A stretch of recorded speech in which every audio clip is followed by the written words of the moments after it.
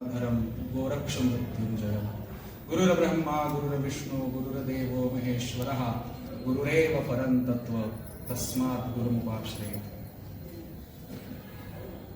याग यज्ञ याच्या अंगभूत अनेक विधी येतात, अनेक विधी।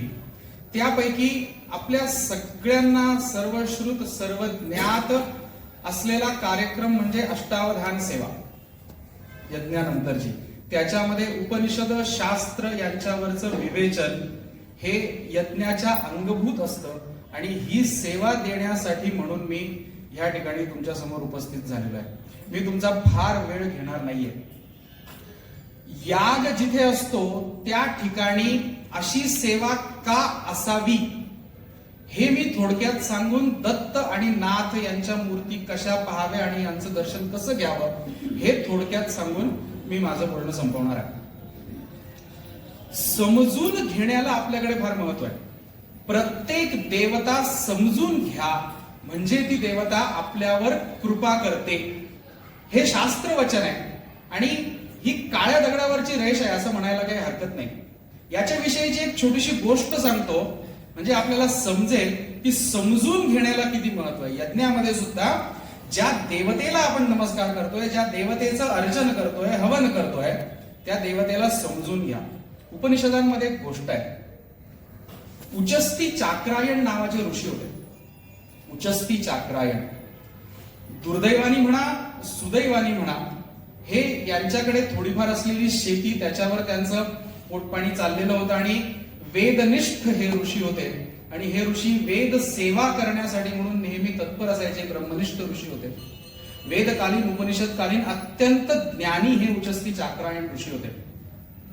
दुर्दैवानी म्हणा सुदैवानी म्हणा, यांच्या शेतावर उभ्या पिकावर वीज पडली आणि जे हातातोंडाशी आलेलं अन्न होतं की जे आता वर्षभर हे नवरा बायको खाणार होते ते संपलं। म्हणून यांच्यावर भिक्षांदेही करण्याची वेळ आली। भिक्षांदेही करता करता ते एका राज्यामध्ये आले। त्या राज्यामध्ये एक यज्ञ व्हायचा होता आणि आता ह्या यज्ञाला जायचंय, पण पोटात अन्न असल्याशिवाय मी मंत्र कसे म्हणणार, हा सगळ्यात मोठा प्रश्न यांच्या समोर होता। म्हणून या नवरा बायकोने त्या नगरामध्ये भिक्षांदेही करून स्वतःच्या पोटामध्ये 4 कण ढकलले। मंत्र म्हणण्या इतपत शक्ती ह्या उचस्ती चाक्रायण ऋषींनी गोळा केली आणि त्या राजाच्या यज्ञामध्ये ते एका कोपऱ्यामध्ये जाऊन बसले। आता हे आजकालच्या यज्ञासारखे यज्ञ नव्हते, हे श्रौत याग होते। ह्या ठिकाणी 4ही वेदांचे विद्वज्जन विप्रजन आपापलं काम त्या ठिकाणी करतात, असा हा श्रौत याग आहे। श्रौत याग हा पण खूप विस्तृत बोलायचा खरा तसा विषय आहे।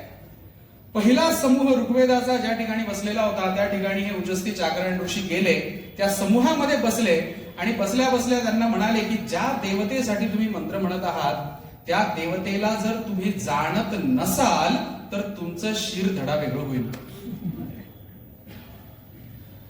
त्या विप्र समूहाने मंत्र थांबवले, तिथून उठले, यजुर्वेदी समूहाकडे गेले, त्यांना पण तेच वाक्य उचस्ती चाक्रायण म्हणाले, तुम्ही ज्या देवतेसाठी म्हणून हवन करत आहात त्या देवतेला जर तुम्ही जाणत नसाल तर तुमचं शिर धडा वेगळं होईल। मंत्र थांबवले गेले। असंच अथर्ववेदी आणि असंच सामवेदी जे उद्गान करतात, सामवेद पण ऐकायला पाहिजे, सामवेद ऐकण्यासारखं आहे। ज्यावेळेस प्रभू श्री रामचंद्र वनवासाला निघाले होते त्यावेळेस कौसल्या मातेला सांगून गेले होते की तुझ्या श्रवणामध्ये सामवेद कायम असावा तरच मी जाईल। सामवेदी ब्राह्मणांकडे गेले, तीच परिस्थिती। हे सगळं राजा बघत होता। राजाने बघितलं आणि राजा म्हणे कोण आहे, एक मंत्र का थांबले, यज्ञ का थांबलेला आहे, तर असं झालं असं राजाला कळालं। मग राजा त्या उचस्ती चाक्रायण ऋषींकडे गेला आणि म्हणाला की आपण कोण आहात, आपला प्रभाव मी जाणून आहे, आपला प्रभाव मी पाहिलेला आहे, आपण कोण आहात। मग त्यांनी आपलं नाव वगैरे सांगितलं।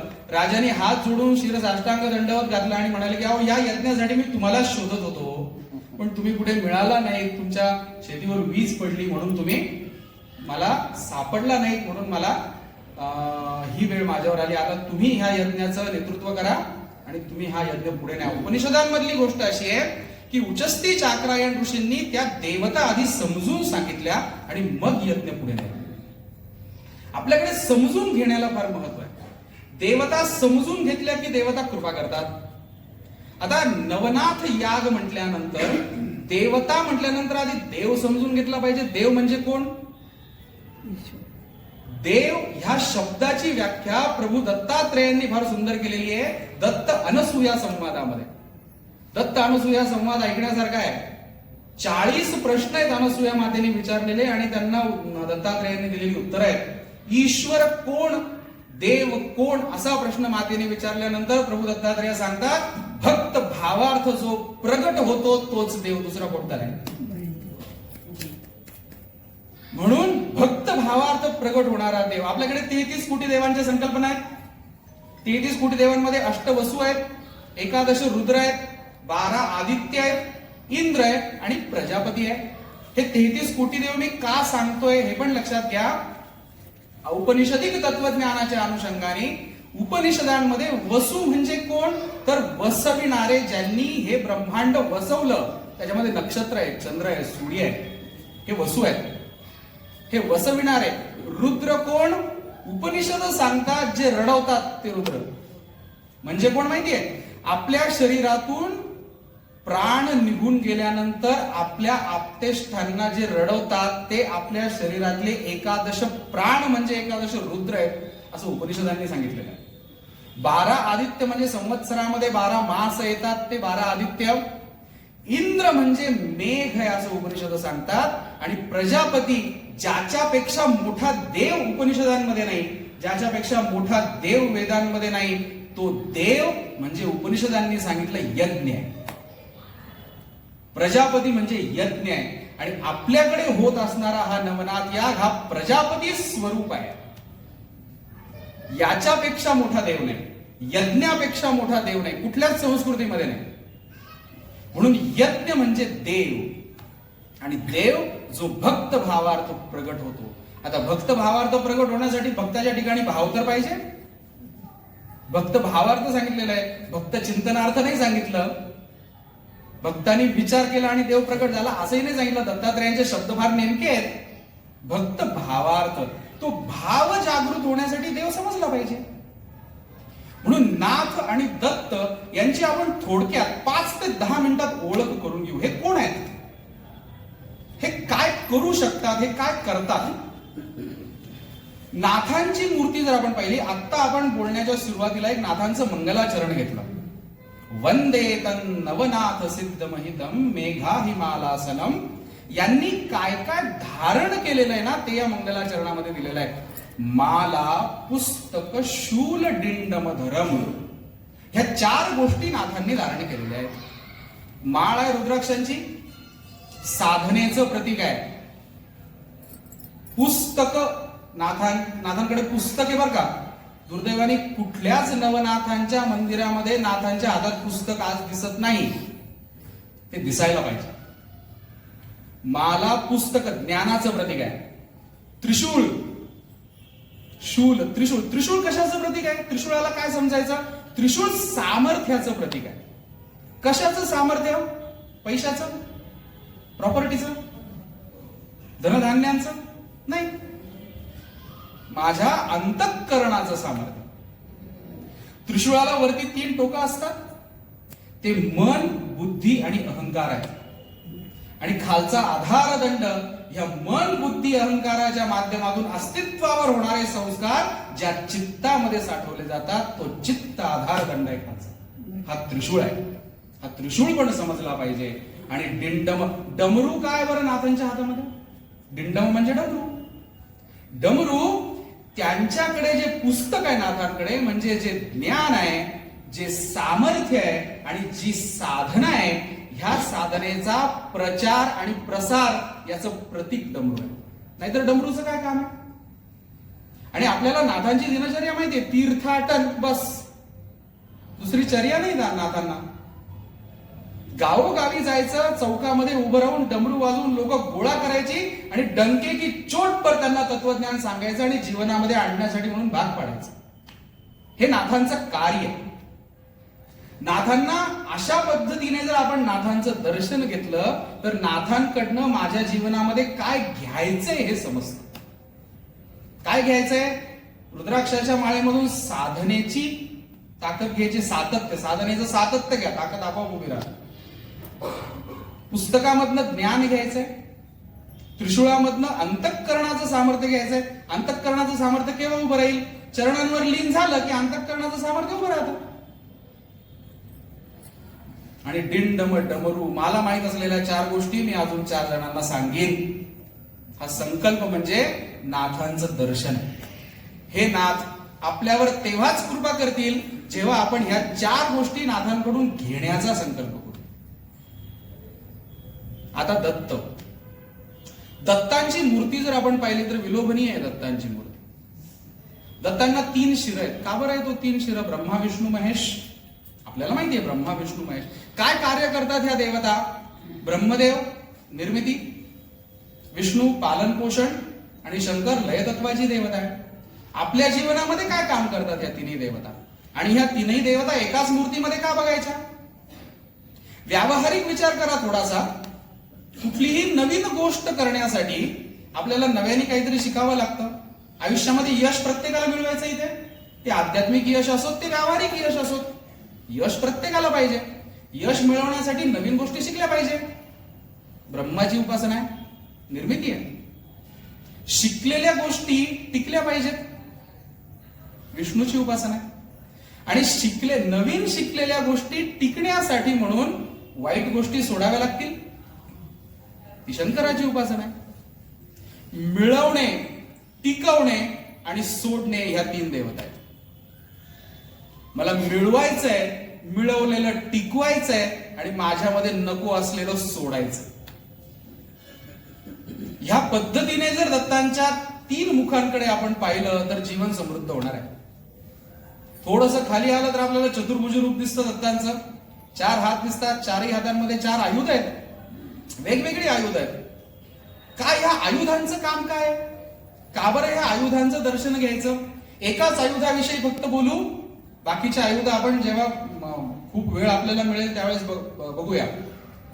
गदा आहे दत्तांच्या हातामध्ये. बऱ्याच येताना माझ्या जीवनात काय बदल व्हायला पाहिजे? आपण सर्वांनी व्यंकटेश स्तोत्र वाचलाय.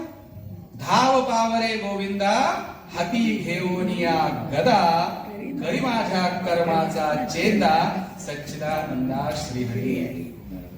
देवाच्या हातातली गदा माझ्या कर्माचा चेंदा करण्यासाठी आहे. आता इथे सुद्धा शब्द फार जपून वापरलेले आहेत बरं का शास्त्रकारांनी. कर्माचा चेंदा म्हटलेला आहे, वाईट कर्मांचा चेंदा म्हटलेला नाही. इथे शास्त्रांच्या, औपनिषदिक तत्वज्ञानाच्या आणि एकंदरीत सांस्कृतिक तत्वज्ञानाच्या दृष्टीने असा अर्थ घ्यायचा की भगवंतापर्यंत जाताना वाईट कर्म जशी संपावी लागतात, चांगलीही संपावी लागतात. कारण तो निर्गुण आहे ना, ज्याच्याकडे जायचंय तो चांगलाही नाहीये, तो वाईटही नाहीये. त्याच्यामुळे माझ्यातली चांगली कर्म पण संपवावी लागतात आणि वाईट कर्म पण संपवावी लागतात. म्हणून करी माझ्या कर्माचा चेंदा, दुष्कर्मांचा चेंदा, करी माझ्या कर्माचा चेंदा, सच्चिदानंदा श्रीहरी. आयुधांचं दर्शन अशा पद्धतीने घेतलं पाहिजे जेणेकरून माझ्या जीवनात बदल होईल, माझ्या वृत्तीत बदल होईल. दत्तांच्या मूर्तीचं दर्शन घेताना अजून थोडस जर खाली आलो, आपल्याला काय दिसते? कामधेनू दिसते. काय अर्थ आहे? दत्तांनी का कामधेनू धारण केली? बरं, दत्तांच्या कामधेनूचं नाव माहिती आहे आपल्या सगळ्यांना? काही ज्ञानी भक्तांच्या चर्चेमध्ये असं कळालं की दत्तांच्या गायीचं, दत्तांच्या कामधेनूचं नाव श्रुतकीर्ती आहे. श्रुतकीर्ती. श्रुतकीर्ती म्हणजे काय? श्रुती म्हणजे वेद आणि त्यांची कीर्ती, वेदांची कीर्ती जिच्यामुळे वाढते ती श्रुतकीर्ती. कशी वाढते? कारण कामधेनू आपल्या दुधातनं आणि तुपातनं जे तेज प्रदान करते, त्या तेजातनं ही श्रुती, हे वेद टिकवण्याचं सामर्थ्य उभं राहतं. कामधेनू आपल्या संस्कृतीमध्ये आपण गायीला खूप पवित्र मानतो, खूप पवित्र. आपण गायीची पूजा करतो, गायीला प्रदक्षिणा करतो. पण गाय ही वैज्ञानिक आहे माहिती आहे. दत्तांनी उगीच कामधेनू नाही धारण केली. दत्त ही देवता ब्रह्मांडाला धारण करणारी आहे. दत्त ही देवता ब्रह्मांडाचा सांभाळ करणारी आहे. त्या दत्तांनी कामधेनू धारण करणं हे वैज्ञानिक आहे. कामधेनू काय करते? गाय काय करते एका वाक्यात सांगतो. हे वाक्य नेहमीसाठी आपल्या अंतःकरणामध्ये कोरून घ्या. गाय पंचमहाभूतांचा योग्य प्रकारे विनियोग करून ब्रह्मांडाला मूल्यवर्धित करून परत देते. परत एकदा हे वाक्य सांगतो. कामधेनू गाय पंचमहाभूतांचा योग्य प्रकारे विनियोग करून त्यामध्ये मूल्यवर्धन करून ब्रह्मांडाला परत देते. आणि असं करणारी ही एकमेव शक्ती आहे ब्रह्मांडामध्ये. उदाहरण सांगतो. पृथ्वी तत्व पंचमहाभूतांबद्दल आपण बोललो. पृथ्वी तत्व म्हणजे गाय चारा खाते, हा पृथ्वी तत्वाचा विनियोग झाला.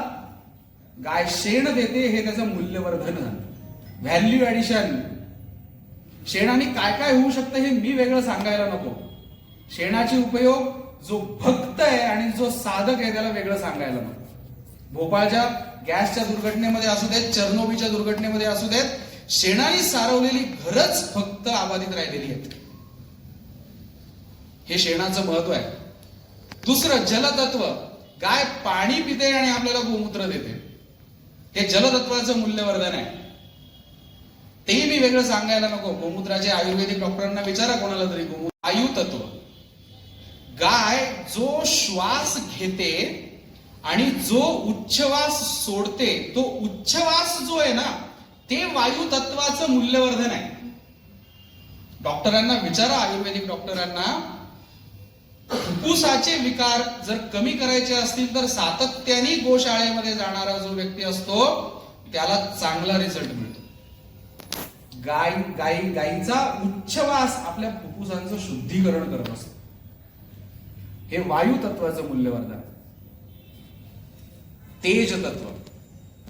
तेज तत्वाचं मूल्यवर्धन गाय आपल्या दूध आणि तुपातनं करते. आणि आकाश तत्वाचं मूल्यवर्धन गाय आपल्या नजरेतनं करते. गायीची नजर जिकडे जिकडे जाते ना, ते वातावरण पवित्र झालेलं असतं असं आपण म्हणतो. का? कारण गाय आपल्या नजरेतनं आकाश तत्व पवित्र करत असते. हे सायंटिफिक आहे, हे वैज्ञानिक आहे. याच्यावर कोणती भोळी श्रद्धा तुम्ही ठेवू नका. म्हणून गायीची पूजा करा. गायीची युटिलिटी मी सांगत नाही, उपयोगिता मी सांगत नाहीये, पण श्रद्धेला दृढता यावी म्हणून हे सांगावं लागतं. श्रद्धा कधीही आंधळी नको, ती डोळस हवी. हेच तर उच्चस्थितीच्या 11 मी सांगितलं. आता दत्तमूर्तीचं दर्शन घेता घेता ज्यावेळेस अजून आपण खाली येतो त्यावेळेस आपल्याला परमपवित्र चरण दिसतात आणि त्या चरणांजवळ असलेले 4 श्वान दिसतात. काय अर्थ आहे या 4 श्वानांचा? 4 वेद. 4 काय काय आहे आपल्याकडे? वेद आहेत, पुरुषार्थ आहेत, खूप आहेत. असं म्हणजे आता जर यादी करायला काढली तर अर्धा तास पुरणार नाही. एवढे चतुष्टय आहेत आपल्याकडे. पण श्वानांच्या रूपाने चरणांजवळ असलेलं चतुष्टय हे अंतःकरण चतुष्टय आहे. म्हणून चरणांशी असलेलं चतुष्टय, चरणांशी असलेले 4 श्वान हे माझ्या अंतःकरणाचं प्रतीक आहे. आणि हे जोपर्यंत त्या ठिकाणी मी वाहत नाही ना, तोपर्यंत तो भक्तिभाव, ते समर्पण माझ्यामध्ये उभं राहत नाही. म्हणून दत्त संप्रदायामध्ये पादुकांना जास्त महत्व आहे. याचं कारण कळालं? पादुकांना का महत्व आहे? कारण त्या ठिकाणी 4 श्वान आहेत आणि ते तिथेच आहेत, तिथून गेलेले नाही आहेत. म्हणून माझं अंतःकरण सुद्धा त्याच पादुकांपाशी राहावं आणि ते पवित्र व्हावं म्हणून आधी पादुकांचं दर्शन. कधीही दत्तमूर्तीचं दर्शन घेताना एक नेहमी लक्षात ठेवा, कधीही वरून खाली दर्शन घेऊ नका. आधी मूर्तीच्या पायाकडे पहा, चरणांकडे पहा. त्या परमपवित्र अशा चरणांवर स्वतःचं मन, बुद्धी, चित्त, अहंकार ठेवून द्या. स्वतःचा मीपणा ठेवून द्या.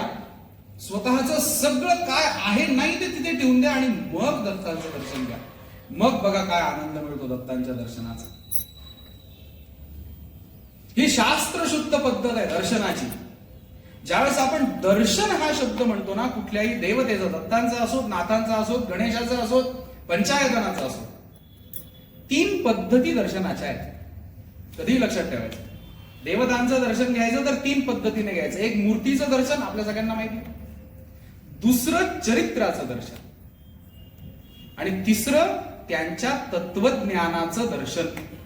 हे 3 प्रकारे दर्शन का घ्यायचं? म्हणजे त्यांची मूर्ती समजून घ्या, त्यांचं चरित्र समजून घ्या, ह्या देवतेने कार्य काय केलं, आणि त्या देवतेने आपल्याला दिलेली शिकवण समजून घ्या, म्हणजे तत्वज्ञान समजून घ्या. याच्याने काय होतं?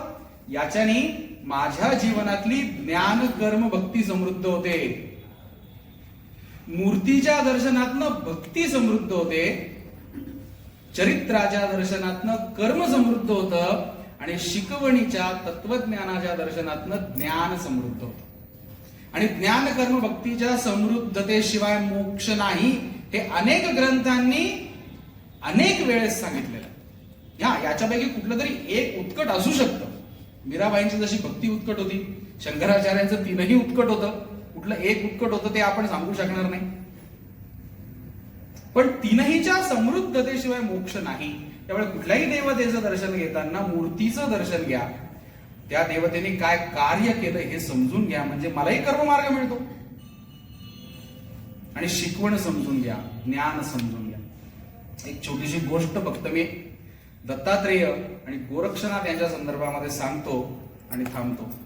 गोरक्षनाथ तीर्थाटन करता करता फिरता फिरता गिरनार पर्वतावर आले, आणि गिरनार पर्वतावर त्यांनी अंबाजीचं दर्शन घेतलं. अंबाजीचं दर्शन घेऊन झाल्यानंतर त्यांना एका सिद्धांनी असं सांगितलं की इथेच कुठल्या तरी एका गुहेमध्ये दत्त आहेत. दत्तांना शोधण्यासाठी म्हणून गोरक्षनाथ निघाले तर ज्या ठिकाणी त्या सिद्धांनी सांगितलं होतं त्या ठिकाणी हे गेले. त्या गुहेमध्ये गेले तर त्या गुहेमध्ये एक उन्मत्त बसलेला होता. उन्मत्त. या उन्मत्ताला पाहून गोरक्षनाथांना मनोमन कळालं की हेच दत्त आहेत म्हणून. पण हे दत्त आहेत हे कळणार कसं ना, म्हणून त्यांच्या समोर जाऊन गोरक्षनाथांनी बसून घेतलं त्या गुहेमध्ये. ऐन भिक्षेची वेळ होती. उन्मत्ताने गोरक्षांकडे पाहिलं, गोरक्षांनी उन्मत्तांकडे पाहिलं. उन्मत्त म्हणाले माझी भिक्षेची वेळ झाली. गोरक्ष म्हणे माझी पण झाली. म्हणे मग जा भिक्षेला. दत्त म्हणाले. उन्मत्त म्हणाले मी नाही जात म्हणे, माझी झोळी जाऊन भिक्षा घेऊन येते. गोरक्ष म्हणाले मला जाण्याची गरज नाही. गोरक्षांची झोळी गेली, पंचपक्वान्नाची भिक्षा घेऊन आली. बर आता घ्या म्हणे तुम्ही पण पंचपक्वान्नाची भिक्षा. उन्मत्त म्हणाले मी भिक्षेला जात नाही, माझी झोळी पण जात नाही, माझा कटोरा पण जात नाही. माझ्या कटोऱ्यामध्ये मला जेवढं पाहिजे तेवढं दूध आपोआप येतं. आता गोरक्षनाथ म्हणाले की बरं आज मला पण दूध मिळणार वाटतं म्हणे भिक्षेला. हो म्हणे तुला पाहिजे तेवढं घे. ते कमंडलूमध्ये तयारच होत होतं दूध त्या कटोऱ्यामध्ये उन्मत्तांच्या. उन्मत्तांनी कटोरा घेतला आणि गोरक्षांच्या कटोऱ्यामध्ये ते दूध ओतत होते. दूध संपत नव्हतं आणि गोरक्षांचा कटोरा पण भरत नव्हता. असं का हेच समजून घेण्यासाठी गोरक्षनाथांनी पुढे खूप त्यांना प्रश्न विचारले. असं करणारे फक्त दत्तच असू शकतात हे गोरक्षांनी मनोमन ओळखलं. पण हेच दत्त आहेत का म्हणून त्यांना विचारलं की कोण आहे तुम्ही? ब्रह्म आहात, ब्रह्मचारी आहात, ब्राह्मण आहात की दंडधारी संन्यासी आहात? आणि कोणाच्या कृपेने तुम्ही एवढ्या करामती करू शकता? हा पहिला प्रश्न गोरक्षांनी त्यांना विचारला. पहिला प्रश्न. दत्तांनी उत्तर दिलं कोणाच्याच कृपेने नाही, माझीच कृपा माझ्यावर आहे.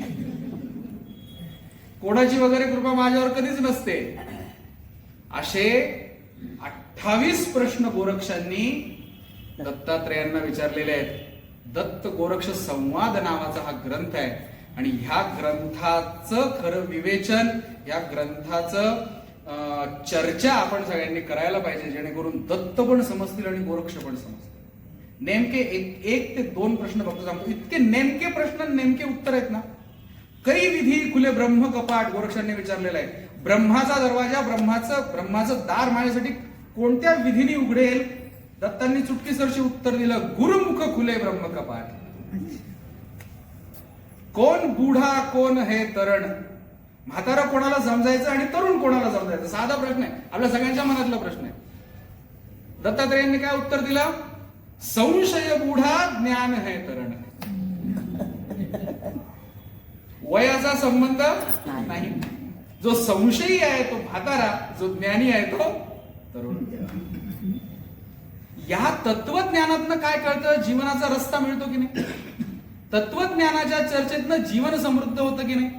त्यांच्या चरित्राच्या चर्चेतनं कर्ममार्ग समृद्ध होतो की नाही? आणि मूर्तीच्या चर्चेतनं भक्ती समृद्ध होते. म्हणून देवता म्हणजे काय, देवतांचं दर्शन कसं घ्यायचं, हे जे उचस्ती चाक्रायण ऋषींची कथा असेल किंवा नहुषाची सुद्धा कथा आपल्या सगळ्यांना माहिती आहे. नुसतेच 100 यज्ञ केले, इंद्रपदावर जाऊन बसला, पण अहंकार सुटला का नहुषाचा? नाही सुटला, कारण देवता समजूनच घेतला नाही नहुषाने. तो खरा इंद्र ज्यावेळेस राजसभेत उभा राहिला, इंद्रसभेमध्ये खरा इंद्र या नहुषाला म्हणतो की नहुष महाराज, तुम्ही इतके यज्ञ केले, 100 यज्ञ? नहुष म्हणतो हो मी केले. इतकं दान धर्म तुम्ही केलं, त्रैलोक्यात तुमच्यासारखा दानी कुणी नाही? नहुष म्हणतो हो मी दानी, मी केलं. खरा इंद्र म्हणतो नहुष महाराज उतरा खाली, तुमचं पुण्य सगळं संपलं. का? पण शास्त्रवचन असं आहे, पुण्य आपल्या मुखाने प्रगट केल्याने संपतं आणि पापही स्वमुखाने प्रगट केल्याने संपतं. हे नहुषाला कधी कळलंच नाही. त्यांनी देवता समजूनच घेतल्या.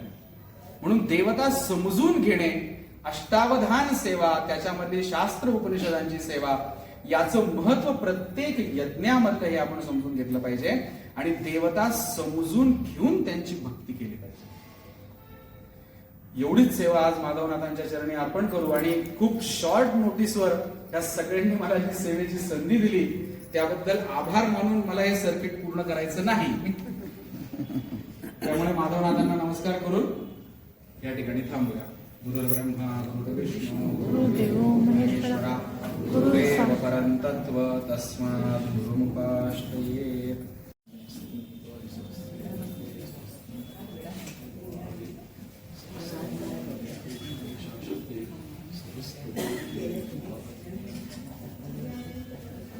परत सेवेचं परत सेवेचं